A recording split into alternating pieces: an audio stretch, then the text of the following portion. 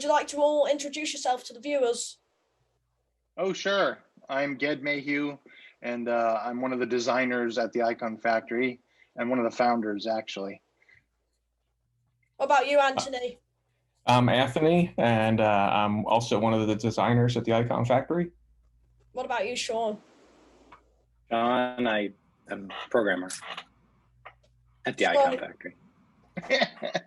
So guys, we're here with some of the devs behind Frenzic today, and we have a lot of questions for them. So let's get right into this. First of all, we wanted to talk to you about, how did the Iconfactory come about? Good question. I'll try to keep it short.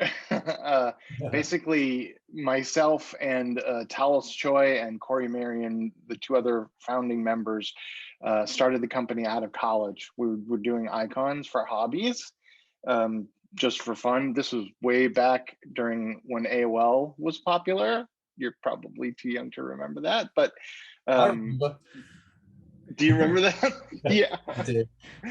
Yeah, we made icons and put them up on AOL for fun. We did Star Trek and Star Wars and a bunch of others, and then we started getting freelance work doing icons, and then doing it in our side time. We were like, oh, let's try to do it full time, and we formed the company and started doing it. We do websites and designs and help other companies with their icons, and then later on we started making our own apps. We incorporated in 2000. And we recently celebrated our 25th anniversary, which is nuts. So That's super cool. Can we ask what icons you've designed? Do you have any favorites? All of them. Yeah, there's so many. Basically, if you ever use Windows XP or Windows Vista, the icons you see on the desktop, like the trash can, the recycle bin, we did those for Microsoft. We've done icons for Netscape, Twitter. We did all of the emojis for Twitter. We've done emojis for Facebook, WhatsApp. It's just the list of companies is really, really long. Adobe, Apple, yeah. We saw on your website lots of the logos, and we saw that you changed them all a bit for Halloween. Yeah, we change the website every year for Halloween. So given all your work in kind of graphic design and these icons and stuff like that, what made you start developing games? Yeah. Well, when the iPhone came out, we all loved it, of course. And then we started thinking of things that we wanted to try to do with it. We wanted to try to be a part of. And a friend of ours named Wolfgang Ant, he came to us with a game that he had designed. It was called Leblon at that time. And it was for the Mac. It was a desktop game, and we actually thought that we played it on the Mac, and we thought it was fun and everything. But we thought it would be even funner if it was on the iPhone, because then you could just touch the screen to place pieces there. And we created a prototype for the iPhone. I think you played it because you dug up the videos of it on YouTube, and it was like one of the very first games for the iPhone in the App Store. Way back then, and everyone loved it. I mean, the iPhone was so new back then that all games were brand new, and nobody had played games on a touch device like this before. And that was the birth of it. It turned out great. Right? I think that original version of Frenzic is still really super fun. Yeah, we're really sad that it's not available anymore. We tried to download it on our DS the other day, but it wasn't working. So yeah, not surprising. Yeah. So what inspired Frenzic in the first place? As in, where did the ideas for all the bits of it come from? I know that would be a question for Wolfgang, really. I'm not sure what his impetus for the game itself. I think he just was trying to create a puzzle game with a unique format, and the pie wedges into the circle format was his idea for that. I don't know if you guys have any other insight into that at all about what Wolfgang. Yeah, that was quite a while ago. I don't remember if he ever told us any specific inspiration or anything, but that was before my time. Yeah. So how did all your kind of marketing and design experience come into play with Frenzic? Ooh. Anthony, you want to answer that one? Well, I think a lot of what we were able to do for it because of that was just we always feel pushed to make things look as good and as polished as we can. And so that was from the start of this, that was something that was important to us, was to make it really fun looking and to have a lot of character. And I think we were able to do that well because of our background in design. Okay, so was the story there in the first place, or did you come up with that? The story behind the whole game in the game. Yeah, that the original Frenzic didn't have any kind of a story. It was just literally just a puzzle game where you just place the pieces. And so since we had the opportunity to do a new version, we kind of wanted to put a little bit of a story in there just to give, you know, the players a reason for what they were doing and what they were seeing and that kind of thing. And you know, we knew that since it's, you know, a fairly straightforward puzzle game, you know, there's not a lot of room for nuance and depth in the story, but we wanted to put a little something in there. And we love the idea of having a twist in there too. Because I personally have always loved movies and TV shows and everything that have some kind of twist in there. So that actually was nice because it helped inspire the little change in the gameplay. I guess spoiler alert, but like partway through the game, what you're trying to do actually flips and changes. And so it was nice to be able to tie in, you know, the story element with that gameplay element too. What I personally like about your story is some games you'll play them and there'll be a really excessive story and the story will be half of the game, but in your game it's not. I like it when there's a story, but it's only a small part of the game. Yeah, and that's what you achieved. I also like the fact that it does change as it goes along. You're kind of enjoying the puzzle, but before you get bored of that puzzle, there's something slightly different to do. Yeah. Yeah, we tried to keep a good balance there where we always realized that, you know, for a game like this, the story is just kind of like the icing on top, sort of. So we tried to keep it, you know, the right proportion of story to gameplay and just have a little something in there to explain every once in a while what was going on and what was happening. Is there anything you wished you'd done differently with the game, or do you like everything you've done? Sean, you want to answer that one?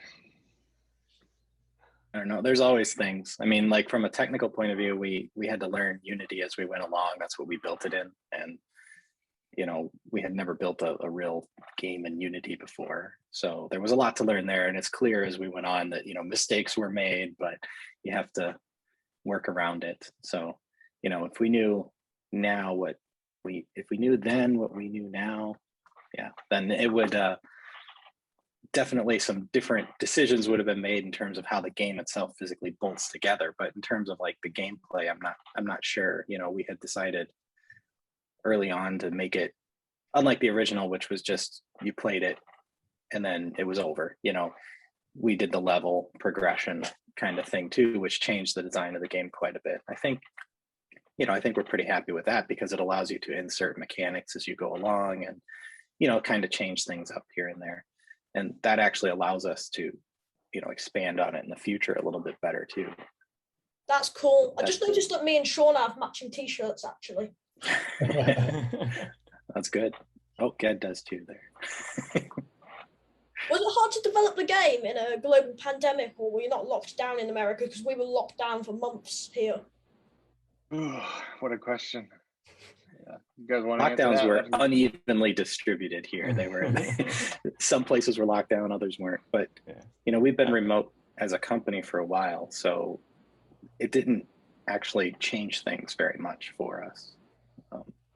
I used to work from a coffee shop all the time, and I work at home now. But that's about it for me. That's coffee. Yeah. I think that's what I was gonna say too. Is we had been remote for like, what was it, like a year or two before the pandemic started. So we were already kind of in the swing of working this way. So I don't think it presented too much extra challenge for us because of that. So given the remote working, presumably you have to be fairly clear about who's doing what and you have specific roles. Now, given we don't know a lot about game development, how does that work? Yeah, that's a great Well, we don't know a lot question. about that either. So we kind of winged it. You're absolutely right, though. I mean, we all have to know what we're doing so that we don't step on each other's toes while we're working. You know, I mean, there were two programmers, Sean and Craig, and two designers, me and Anthony, and then we have Cheryl. She's our project manager.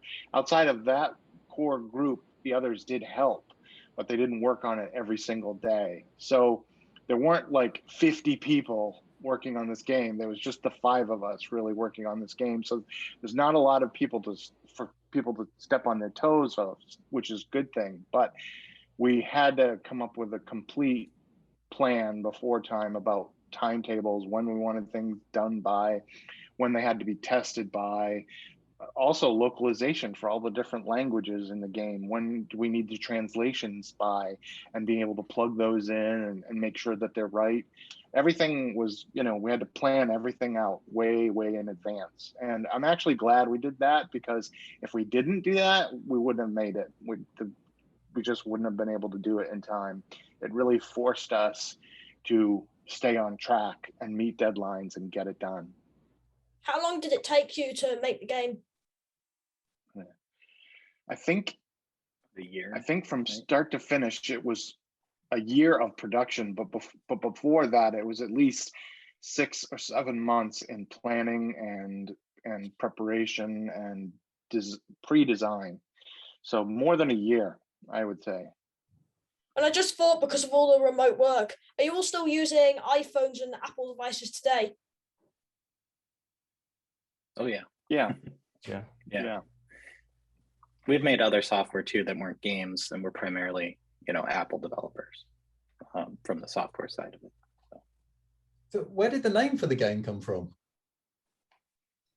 Yeah, I don't know who suggested that originally. I don't remember. I mean, it's a play That's a on, good question. frenzy or whatever. Yeah, but like frenzy and frantic, and yeah, I think the idea, if I remember correctly, was that we wanted something that wasn't an actual word, but that kind of alluded to the feeling that you get from playing the game. Okay. Right. Which is great though, because it turned out that name is pretty unique. It's not like Anthony said, it's not a real word. So yeah, finding it, like searching for it is, it does seem like it should be, but we got lucky there, I think. Like a kind of branding thing, you have to make sure that no other company's got the same name as you. Yeah, totally. It is a frantic puzzle, though, as you may have seen from our videos. Our next question's, what made you want to release the game on Apple Arcade rather than Steam or Epic Games or consoles? I mean, we're, like Sean said, we're all Apple users. We love Apple products. We all own iOS devices. We have been our entire lives, and that's really the primary effort of the company is, development for Apple software. And so when Apple Arcade came along, it seemed like a natural thing to do. We pitched it to them, and to our luck, if you if you didn't know how, when Apple Arcade started, when they first announced it, they essentially said, do you have an idea? Pitch it to us and we'll help you, maybe make it happen. And we had wanted to make Frenzic for a long time, again, modernize it. But this was like, hey, why not just pitch that, and like they went for it. So that's how come it ended up on Arcade. As to other platforms, maybe someday, but Arcade was the one who said yes. So yeah. So how do Apple support you with the development of the game? Do they support you a lot, or do they just leave you to it? They did support us, actually. They've been great to work with. I was worried when we started that they would have a lot of fingers in the game and things like that, but to their credit, they didn't. I mean, they helped us when pretty we much needed hands it. off. Yeah, they were. They made really helpful suggestions as we went along, and they actually made one early on that I think improved the game immeasurably. We weren't originally planning to have Frenzic be playable in both portrait and landscape on the devices. We think we were just planning for landscape, right?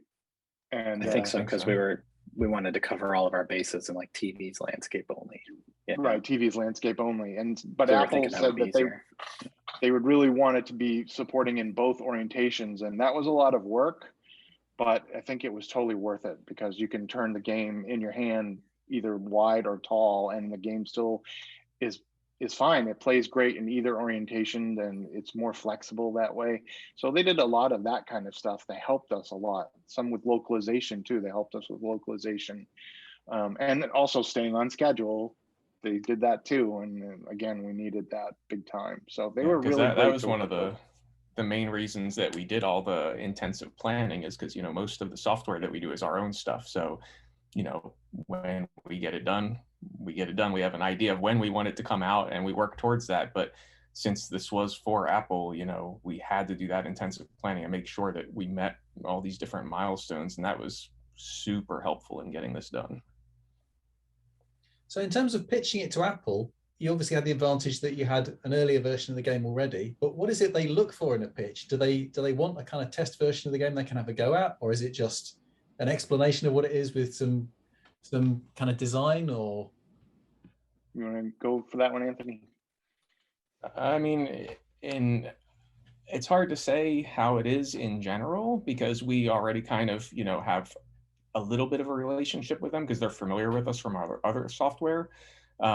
So for us, it was mainly, we pointed out the old version of Frenzic and gave them our, ideas and concepts for making a new version of it. And then as we went, we kind of kept them updated with, the gameplay ideas that we came up with and everything. But we didn't need to have, a functional version of the game out of the gate or anything like that. But I can't say if that's because, if that's normally how they do it, or if that's because they know that, we're reliable as developers. It's hard to say. Okay.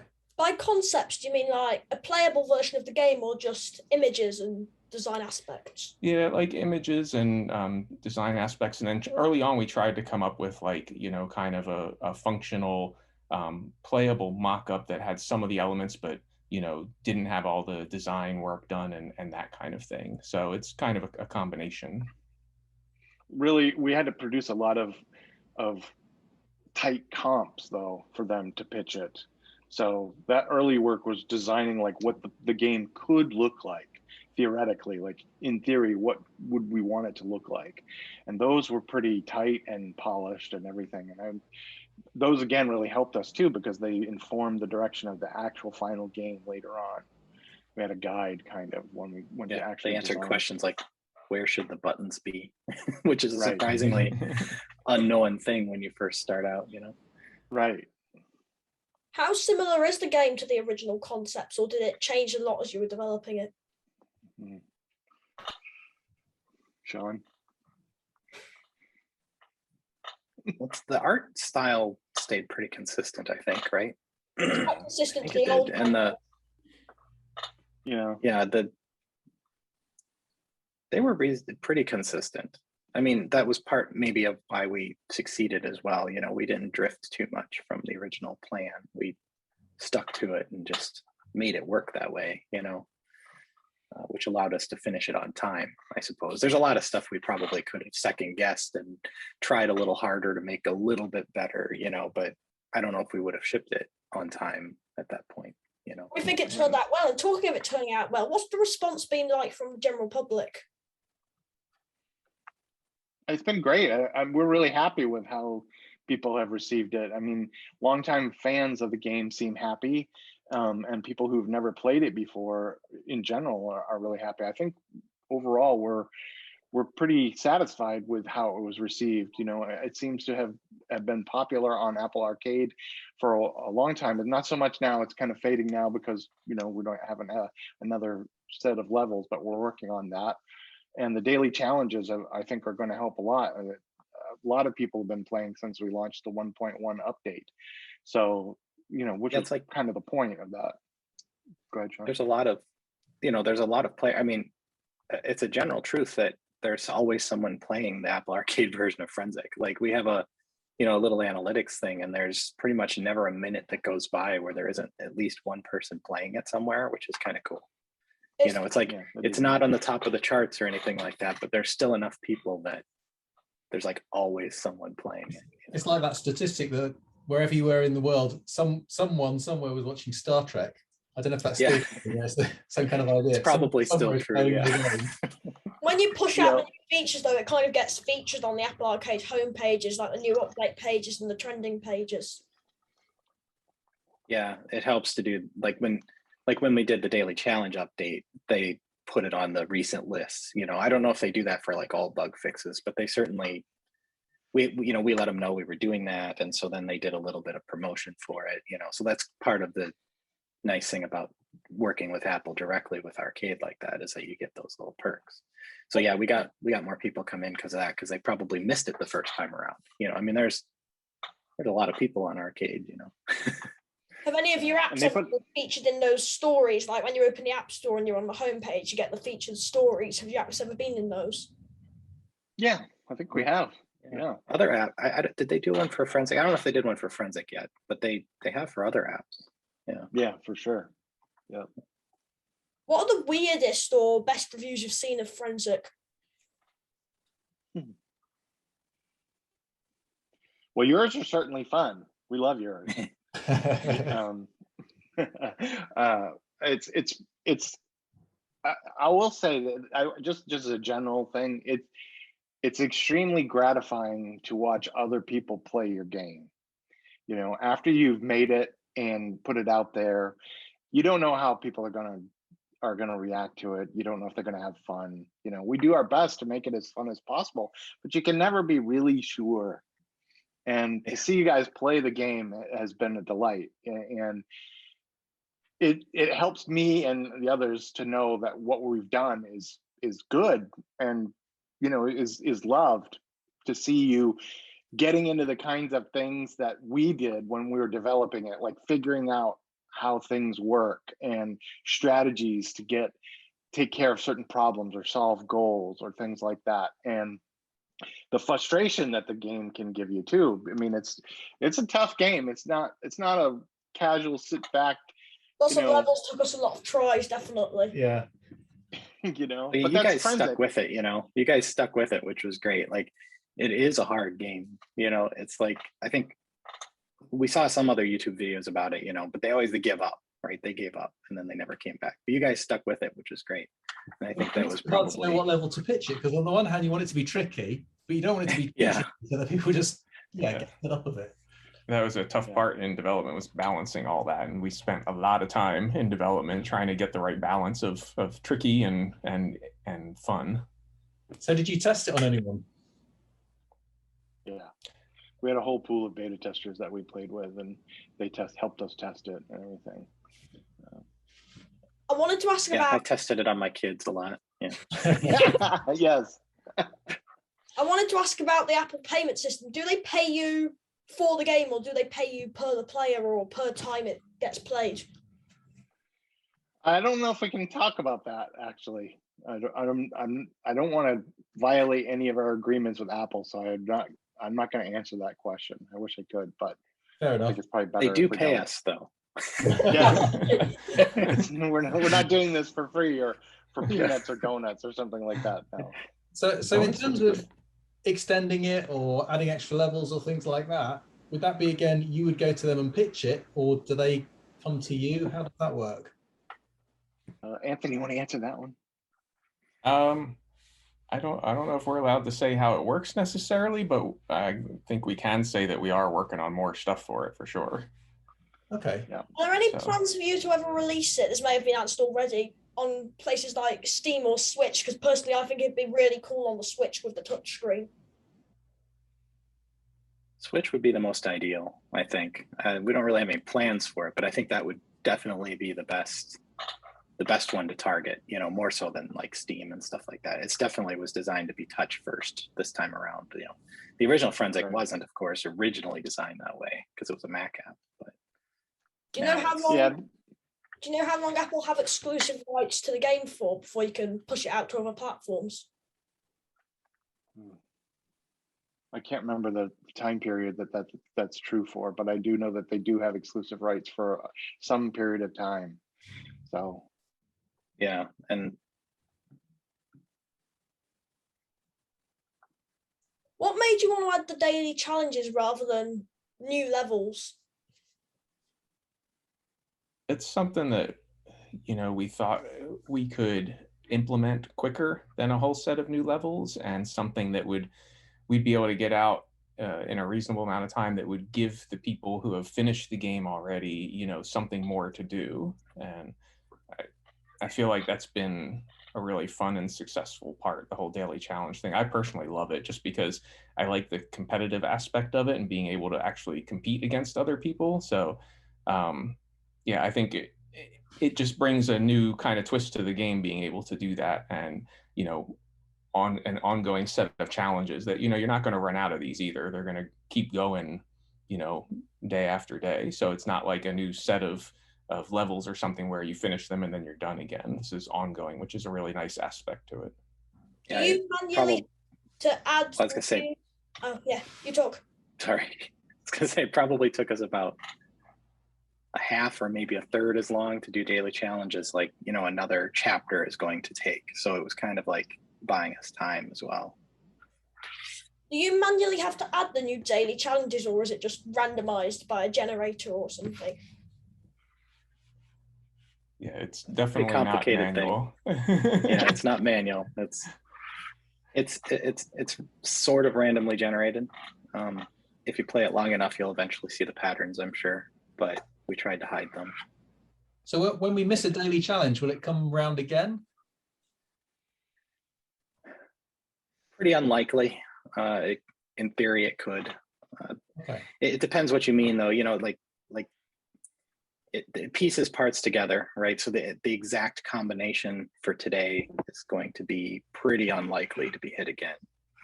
But that includes things like the background theme on it and which chips you get and all that stuff. So you will get bonuses that are the same. Similar parts and pieces and stuff. Yeah. I see. So within 100 years' time, say we logged back onto Frenzic, there'll still be a daily challenge every day to play. On your iPhone 2000. It'll be projected onto our brains, I think. Yeah, assuming Apple Arcade is still around, then yeah. Right. It depends on like arcade. It depends on Game Center, and of course being able to run it. Do you have any plans for the future updates to add new levels, or are we just sticking with the daily challenges for now? Because I think a new chapter would be pretty cool. Yeah, we're kicking around ideas for a new chapter, definitely, because it's definitely something we want to do. So we've literally been bouncing some ideas around even this week for it. I think what would be pretty cool. You go. I was gonna say there's a lot of gameplay that we had to take out of the original game that we didn't get to put in to the initial release. There's different kinds of chips and goals and things like that we just weren't sure about if they were strong enough, or something like that, or there just wasn't time enough to implement them. And so some of those are going to make their way into the next update, which I'm really excited about, because I really feel strongly about some of those things that we didn't put in, and I want to be able to have players get to see them and enjoy them too. So What I think would be pretty cool is a chapter that was like a prequel to the current chapter. That would be cool. It's an interesting idea. We'd like to see that. So do you have any favorite levels? Oh yeah, I do. One of my personal favorites is 27. I can't remember what the name of that one is, but it's the one with all the Half-Life chips, and you have to build the level before the Half-Life chips degrade, and it's totally possible. And but you have to be right on Johnny on the spot with it in order to complete that goal. And I love that level so much. I played that level. I was going to say that one too. I didn't remember the number, but yeah, that one's fun. Yeah. What about you, Sean? Do you have one? I don't know if I do. I can't. I mean, I enjoy that one too because it's kind of unusual and you have to be fast. I enjoy number 9 not because like anything extensive about it, but because it is so unusual. It's like we tried to mess with the rules on number 9 a little bit. That's the one where there's only one target power core, yeah, and it's like you have to use power-ups to get the last goal for sure, and usually you need them to use the second goal too. We tried that a few times. Speaking of that, use your power-ups when you guys play. we're sitting over here like, guys, use the power-up. They're sitting like yelling down at there our screen. Yeah, like you need to, if you want to get to the top of the daily challenge leaderboards, use those power-ups. Extend the time, use the nuke, do what you got to do to get you all the points you can. That's the thing that is important. When I I Tip of the originally day. played, I didn't know there were power-ups. I didn't know power-ups existed. And I was sitting at some levels thinking, how do I get past this? Then I realised there were power-ups. Dad's favourite level, I think yours is all the beat the cipher levels, isn't it, Dad? Where you Yeah. with the hexagons. I do like them. And It might be because I'm quite good at them. But I prefer the more classic power core ones where I'm sorting them all. yeah, I do. Cipher ones are nice because of there's usually reduced time pressure, like it makes you feel urgent when it starts sort of taking over the board on you, but you can actually kind of slow it down and, go at your own pace if you really need to. Yeah. Yeah, it's my age. That'll be what it is. Sometimes I've wondered, how do you win the cipher ones? Because sometimes the cipher will get 4 and you'll get 3 and you'll still win, and sometimes you'll get 2 and the cipher will get 1 and the cipher will win. Is there a strategy to winning to beat the cipher ones? Yeah, it depends on what you mean by beat, because there's one of the goals is to literally beat the cipher, and all that means is to get more hex keys than the cipher did.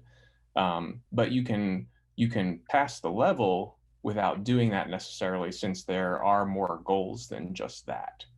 So it gets really stressful when the cipher gets 7 and you've just got 1 chip. Yeah.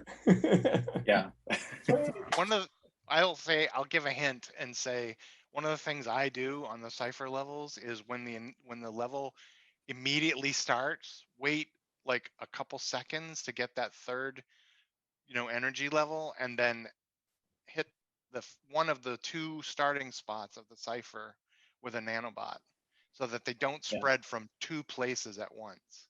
It slows them down quite a bit. It slows them down way. It slows it down way down. So if you can remove one of their 2 starting points by hacking their initial bit in one spot, then it gives you a lot of breathing. I will have to try that. How did you come up with all the names for the different bots? Did you just make them up, or is there something behind all the names like Boss Bot and the others? We brainstormed it, right? Yeah, I don't think we had a scheme, did we? Get a little Google Doc. Yeah, it was there are just more bots you basically haven't giving seen them. yet, too. Oh yeah. Yeah, it was just giving them names that seemed to fit what they were doing in the game, and then we bounced them around back and forth, and tweak them or change them as needed. But yeah. I guess the main scheme is that they're named after their function because they're robots, right? They don't. It's like his name isn't Bob, it's it's Doobot. In the game, are we playing as a bot or are we playing as something else? You're meant to be playing as Doobot. Yeah. Okay. Do you have any plans for other games in the future, maybe away from the Frenzic series or a sequel to Frenzic? I think that's a good question. I would like to do more games. I think we all would. Plans is probably not the right word. Yeah. Ideas is probably closer to we enjoyed making Frenzic a lot, and it was great at the time that we made it with the pandemic and everything. It kept us busy enough so that stress was reduced, if that seemed possible, working on a game like this. I don't know. I mean, it kept my mind off of what was going on in the world and all of that. Maybe that's why it's so difficult. It was like we were like compensating. Right. Maybe. Who knows? But I think if we do more games, then they would be quite different from Frenzic. It's different. Have you ever teamed up with any other developers to help with their games? I don't think we have, right? We've done art, not me, but those guys have done art for some other games, but right. And we made a few games before as well, early iPhone games that weren't Frenzic, like Ramp Champ. Can we hear a bit about those early games? Say that again? Could we hear a bit about your earlier games for iPhone that Sean just mentioned? Yeah, we had Ramp Champ, which was a skee ball game. That was one of the first, and a lot of people loved that game. Then after that, we did Astronaut, which was another arcade style one where you have a guy in space and you jump from planet to planet, and those planets rotate and spin around, and you have to time your jumps to get from one planet to the next safely without dying along the way. We were going to do Frenzic 2 after that, but plans got derailed with other things and never got around to doing Frenzic 2 back then.